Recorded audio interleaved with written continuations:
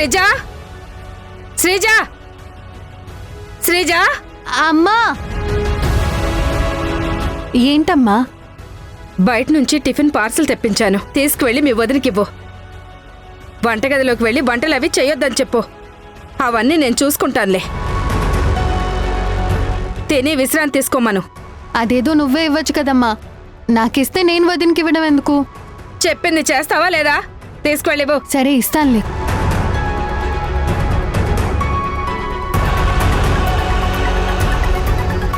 వదినా, నువ్వు కాస్త పని చేయడం ఆపు.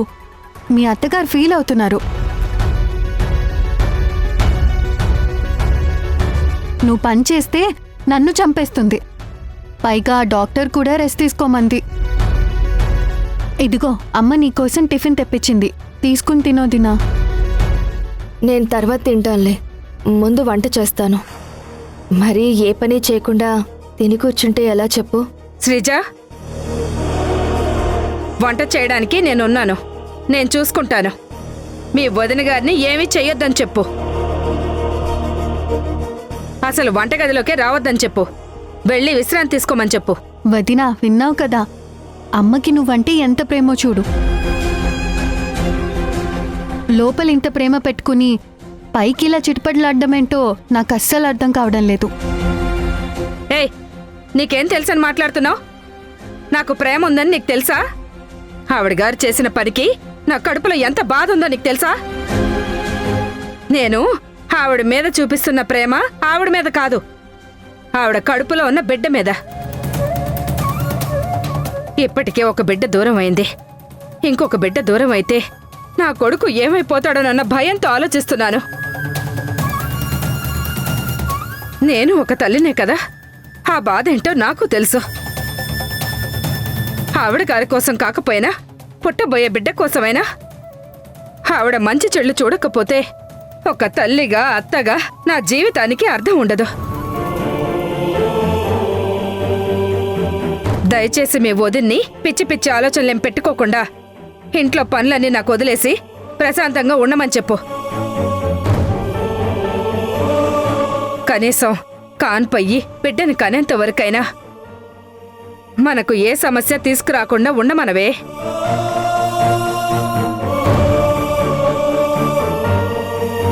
వదినా, అమ్మ చూపిస్తుంది నీ మీద ప్రేమో నీకు పుట్టబోయే బిడ్డ మీద ప్రేమో నాకు తెలీదు, కానీ ఇంతగా చెప్తుంది కదా, అమ్మ మాట కాదనకు, ఎక్కువగా ఆలోచించకు. నీ బిడ్డ క్షేమం కోరైనా నువ్వు రిలాక్స్గా ఉండు. ఎందుకు శ్రీజ అంత కంగారు పడుతున్నారు? ఒక తల్లిగా నాకు తెలీదా ఎంత జాగ్రత్తగా ఉండాలో? ఏ ప్రాబ్లం ఉండదు. అసలు మీరెవరూ కంగారు పడద్దు. నేను రెస్ట్ తీసుకుంటాను. ఏ సమస్య లేకుండా సుఖప్రసవం అయ్యి మీ అన్నయ్య చేతిలో పండంటి బిడ్డను పెడతాను. అత్తయ్యని ధైర్యంగా ఉండమని చెప్పు. నువ్వు చెప్తే అత్తయ్య వింటుంది.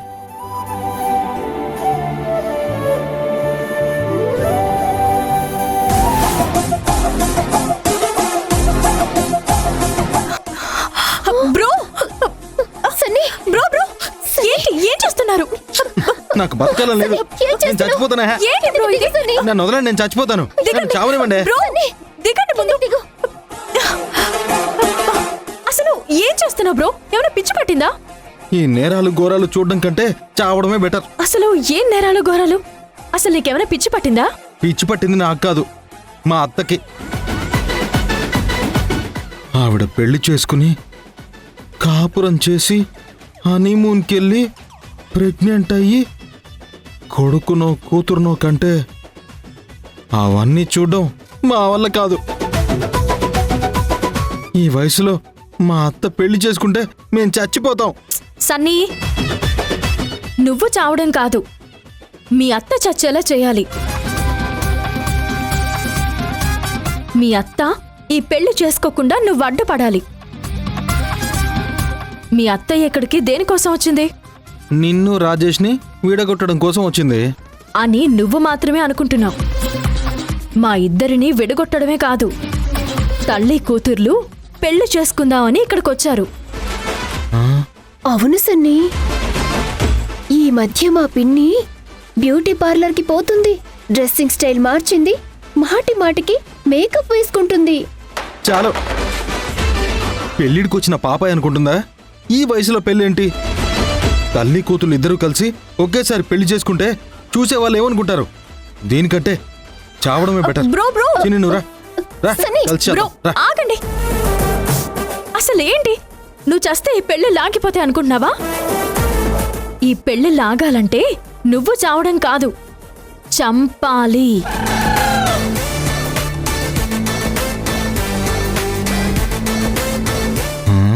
చంపాలా?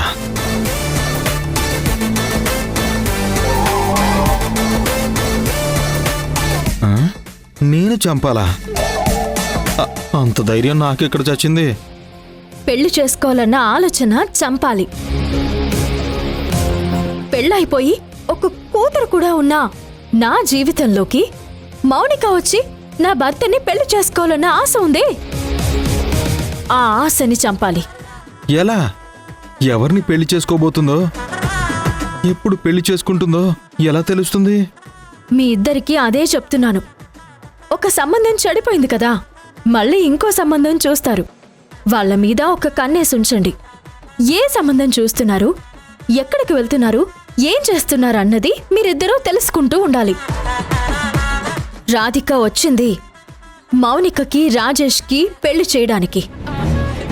కానీ వేరే అమ్మాయితో పెళ్లి చూపులు దేనికి? అవును, దేనికి? దేనికంటే తను ప్రేమించిన అబ్బాయిని పెళ్లి చేసుకోవడానికి. ప్రేమించిందా? ఈ వయసులో దానికి ప్రేమేంటి?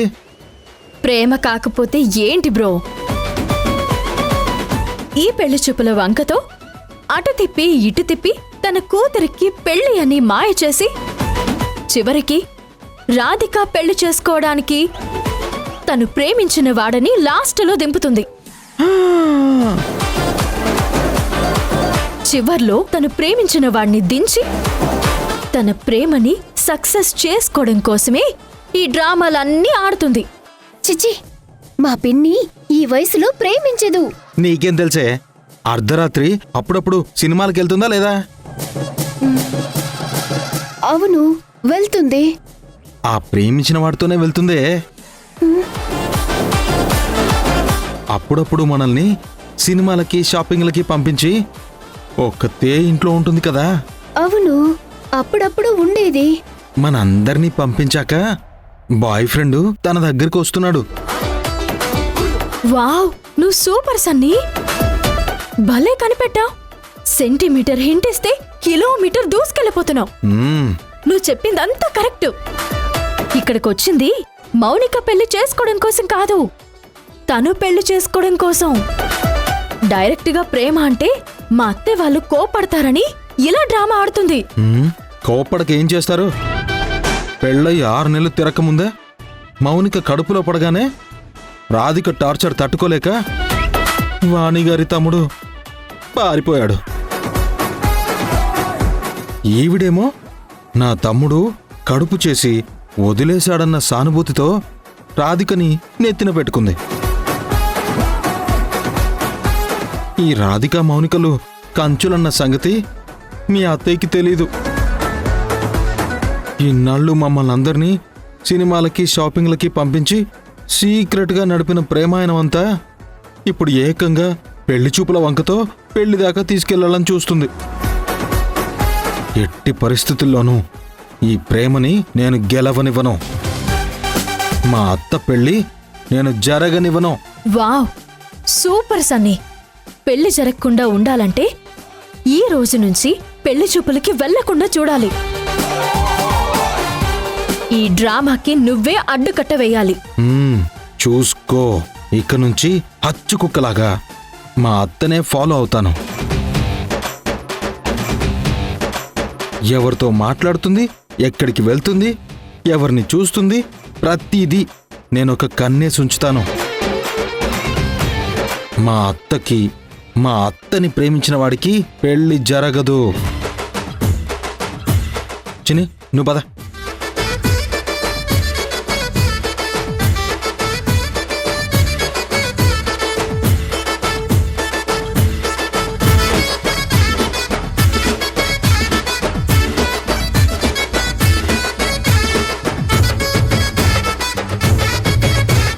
సారీ బ్రో, తప్పక నిన్నిలా రెచ్చగొట్టాల్సి వస్తుంది. నీ ద్వారా తనెక్కడికెళ్తుంది, ఏం చేస్తుంది అనే పూర్తి వివరాలు నాకు తెలుస్తాయి. రాధిక, నువ్వు నాకు చెక్ పెట్టాలనుకున్నావు, నేనే నీకు చెక్ పెడతాను. బ్యాలెన్స్ అయింది.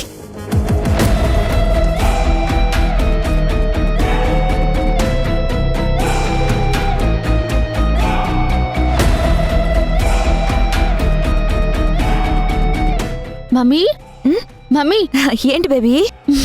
నా ఫ్రెండ్ భాగి వీడియో కాల్ చేసింది, మాట్లాడు. ఇదిగో.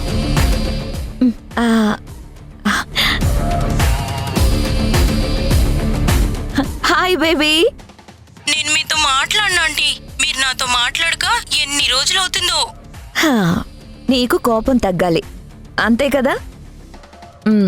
నీ కోపం నేను తగ్గిస్తాను.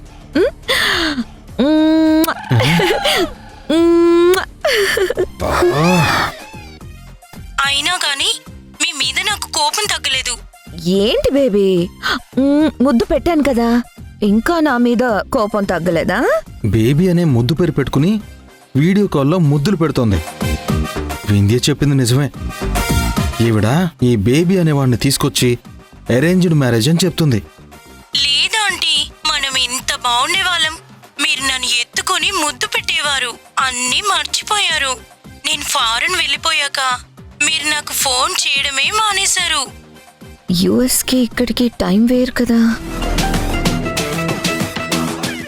బేబీ, ఇక నుంచి నీకు రోజు మిడ్నైట్ 12 గంటలకి కాల్ చేస్తాను, సరేనా? మనం పర్సనల్గా మాట్లాడుకుందాం. ఈ రోజు నుంచి నీకు వీడియో కాల్ చేయకుండా అస్సలు ఉండను. నువ్వింత చిన్నదానికే మౌనికకు చెప్పాలా? నేనంటే నీకెంత ప్రేమో నువ్వంటే కూడా నాకు అంతే ప్రేమ ఉంది. మన ఇద్దరి బాండింగ్ గురించి కొత్తగా గుర్తు చేయాల్సిన అవసరమే లేదు. చూసావానే, వీడియో కాల్ మాట్లాడుకుంటున్నారు. తల్లి తప్పు చేస్తుంటే మందలించాల్సిన కూతురు కూడా ఇంకా ఎంకరేజ్ చేస్తుంది. ఈ తల్లి కూతుర్లకి ఎలా బుద్ధి చెప్పాలో నాకైతే అర్థం కావట్లేదు. బాధపడుకు డార్లింగ్. సరే, నువ్వు మా ఇంటికి ఎప్పుడు వస్తావు? నేను రాను ఆంటీ, నేను హర్ట్ అయ్యాను. అతి త్వరలోనే నిన్ను మా ఇంటికి రప్పిస్తాను. త్వరలో పెళ్ళి. వావ్, మౌనికకి పెళ్ళా? Super aunty. నేను లేకుండా పెళ్లి చేస్తున్నారా? నువ్వు లేకుండా అసలు పెళ్ళి ఎలా జరుగుతుంది? పెళ్ళికి అతి ముఖ్యమైన వ్యక్తివి నువ్వే కదా. నేను ఈ ఇంటికి వచ్చిందే ఈ పెళ్లి కోసం. కాస్త పనిలో ఉండి నీకు ఫోన్ చేయడం కుదరడం లేదు బేబీ. నేను ఫోన్ చేయడం లేదని నువ్వు అస్సలు ఫీల్ అవ్వద్దు. చూడు, ఇక నుంచి మనం ప్రతిరోజు మిడ్నైట్ మాట్లాడుకుందాం, సరేనా? అలాగే aunty. Bye, I miss you. Bye aunty. Bye. Bye. ఏంటి అలా లాగేసుకున్నావు? ఆ ముద్దులేంటి, ఆ వెహికల్ చేష్టలేంటి, ఏం చేస్తున్నావో నీకు ఏమైనా అర్థమవుతుందా? ఏ సన్నీ, నీకేమైనా పిచ్చి పట్టిందా? ఆ? మా మమ్మీ ఫోన్లో మాట్లాడుతుంటే అలా లాక్కుంటావేంటి? ఇంకా నయం, కట్ అయిపోయింది కాబట్టి సరిపోయింది. లేదంటే అవతల ఫోన్లో ఉన్న వాళ్ళు హర్ట్ అయ్యేవారు. ఎవరు హర్ట్ అయ్యేది? మీ అమ్మ, నువ్వా? మీ బేబీనా డార్లింగా? అవునరా, బేబీయే హట్ అయిపోతుంది, డార్లింగే హట్ అవుతుంది. అత్త, నువ్వు ఇంకొకసారి ఫోన్లో ఇలా డార్లింగు బేబీ అని మాట్లాడి ఇలా ముద్దులు పెట్టావనుకో చాలా అసహ్యంగా ఉంటుంది.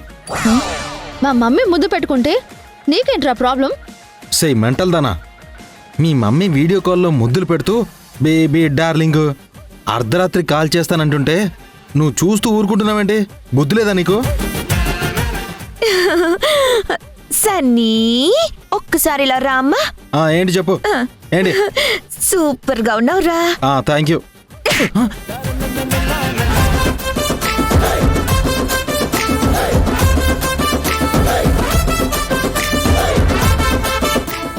నేను వీడియో కాల్ చేస్తే నీకెందుకు, లేదా ఆడియో కాల్ చేస్తే నీకెందుకురా? అర్ధరాత్రి ఫోన్ చేస్తే నీకేంటి, లేదా పట్టపగులు చేస్తే నీకేంట్రా?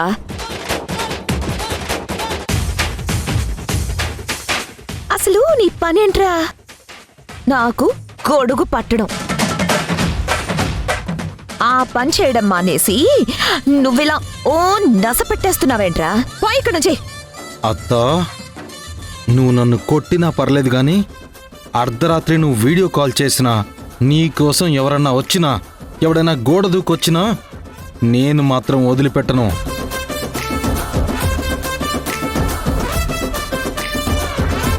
నీకు నీ పరువు ముఖ్యం కాకపోయినా నాకు నా పరువు ముఖ్యం.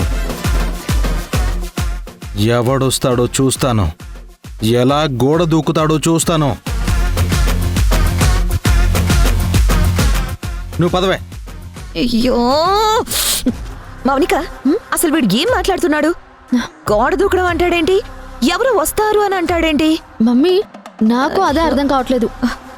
వీడికేదో పిచ్చి పట్టినట్టుందమ్మా. హ్మ్.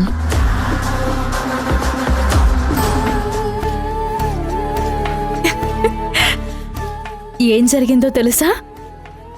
మీ అమ్మ నాకు ఫోన్ చేసింది. నీ కూతుర్ని చూడాలనిపిస్తుంది, ఒకసారి తీసుకురావే అని అడిగింది. నేనేమన్నాను తెలుసా? నా కూతురు కాదే నీ కూతురు అని చెప్పాను.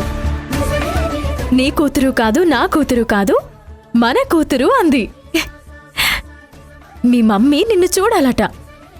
నీకు బుజ్జి చెల్లో తమ్ముడు రాబోతున్నాడు.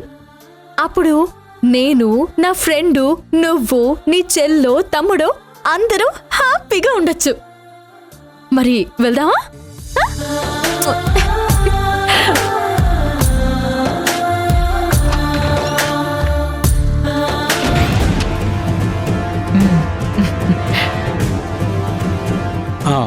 అబ్బాయి బాగున్నాడమ్మా. వదినా, అమ్మాయి అయితే ఓకే అయిపోయింది కదా, మరి అబ్బాయి దేనికోసం? రాధిక, ఇతను మనకి బాగా తెలిసిన వ్యక్తి, దూరపు బంధువు. 100కి 200% మౌనికకి కరెక్ట్గా సెట్ అవుతాడు. ఈడు జోడు చాలా బాగుంటుంది. కాదొదినా, ఇప్పుడే మౌనికకి పెళ్ళెందుకు? అంత తొందర ఏమొచ్చింది? అదేంటి రాధిక, నా కొడుక్కి పెళ్లి చేస్తున్నప్పుడు నీ కూతురుకు పెళ్లి చేయకుండా ఉంటానా? నా కొడుక్కి పెళ్లి చేయాలన్న తొందర నీకున్నప్పుడు నీ కూతురుకు పెళ్లి చేయాలన్న తొందర నాకు ఉంటుంది కదా. నువ్వొచ్చి నా సమస్యని సాల్వ్ చేస్తున్నావు. అలా అని చెప్పి నా స్వార్థం నేను చూసుకోలేను కదా. నీ సమస్యని నేను సాల్వ్ చేయాలి కదా. నారాయణ గారు, ఆ అమ్మాయి ఫోటో మాకు ఆల్రెడీ పంపించారు కదా, అది మేము చూసాము, ఓకే చేసేసుకున్నాము. మా టర్మ్స్ అండ్ కండిషన్స్ అన్ని వాళ్ళకి చెప్పారు కదా. అన్నీ వివరంగా చెప్పానమ్మా. ఇక ఏ ప్రాబ్లము లేదు. మీతో బియ్యం కలుపుకోవడానికి వాళ్ళు చాలా ఇంట్రెస్ట్గా ఉన్నారు. కావాలంటే అమ్మాయి అబ్బాయి కలుసుకోవడానికి ఒక చిన్న గెట్ టుగెదర్ లాంటిది ఏర్పాటు చేద్దాం. ఆ తర్వాత ముహూర్తాలు పెట్టుకుంటే డైరెక్ట్గా పెళ్ళే. ఇంట్లో ఉన్న వింధ్య గురించి, పాప గురించి, డిస్టర్బెన్సెస్ గురించి అన్ని క్లియర్గా చెప్పేసినట్టే కదా. మీరు చెప్పినవన్నీ క్లారిటీగా చెప్పానమ్మా. 100 మంది శత్రువులు వచ్చినా ఈ పెళ్లిని ఎవ్వరూ ఆపలేరు.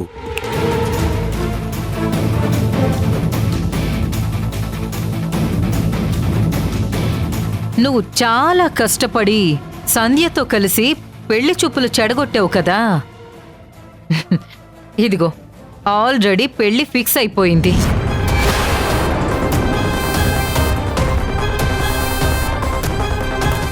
ఈ అమ్మాయి పేరు ప్రియా. తన అడ్రస్సు, ఫోన్ నెంబరు, డీటెయిల్స్ అన్నీ కూడా నేను నీకు ఇచ్చేస్తాను. ఇక పెళ్లి చూపులు లేవు, ఓన్లీ పెళ్ళే. పంతులు గారిని అడిగి ముహూర్తం ఫిక్స్ చేస్తాను. ఆ అమ్మాయి డీటెయిల్స్ అన్నీ నేను నీకు వాట్సాప్ చేసేస్తాను. ఇప్పుడు ఇవి తీసుకువెళ్ళి ఈ పెళ్లిని నువ్వు ఎలా ఆపుతావో ఆపు. ఒక్కసారి మాయ చేసి మీరు మంత్రం వేశారు కదా, అన్నిసార్లు మీ మంత్రాలకి చింతకాయలు రాలవు. ఒకే మండపంలో నా కొడుకు పెళ్లి, మౌనిక పెళ్లి జరుగుతుంది. మౌనిక కూడా పెళ్లి ఫిక్స్ చేశాం. సో నీకు మౌనిక గురించి టెన్షనే లేదు. నువ్వు ఆలోచించాల్సిందల్లా నా కొడుకు పెళ్లి గురించి. నువ్వు నీ స్నేహితురాలు ఏం చేసైనా పెళ్లి ఆపుతానన్నారు కదా, ఈ పెళ్లి నేను జరిపిస్తాను. మీ ఇద్దరు ఏం చేస్తారో నేను చూస్తాను. నేనుండగా నా తమ్ముడు భార్యను అవమానించి తనకు పెళ్లి చేసి మొగుడిని తీసుకొస్తానని చెప్పావు కదూ. ఇప్పుడు నువ్వు కట్టుకున్న భర్తకి నేను భార్యను తీసుకొస్తున్నాను. మొదటి అక్షంతలు వేసేది రాధికే. ఎలా ఆపుకుంటారో ఆపుకోండి. నీ స్నేహితురాలు నువ్వు కలిసి నాకు ఛాలెంజ్ చేశారు కదా, నేను మీ ఛాలెంజ్ని స్వీకరిస్తున్నాను. ఈ పెళ్లి జరుగుతుంది. మీలాంటి సంధ్య వింధ్యలు 100 మంది వచ్చినా సరే ఈ పెళ్లిని ఆపడం ఎవ్వరి తరము కాదు.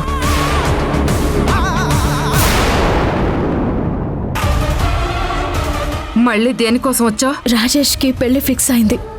ఆ పెళ్లి ఆపాలంటే ఒక్క సంధ్య వల్లే అవుతుంది. నీ కష్టాల్ని తీసుకొచ్చి మా మీద రుద్దుతూ సంధ్య కడుపులో ఉన్న బిడ్డను కూడా దూరం చేస్తావా?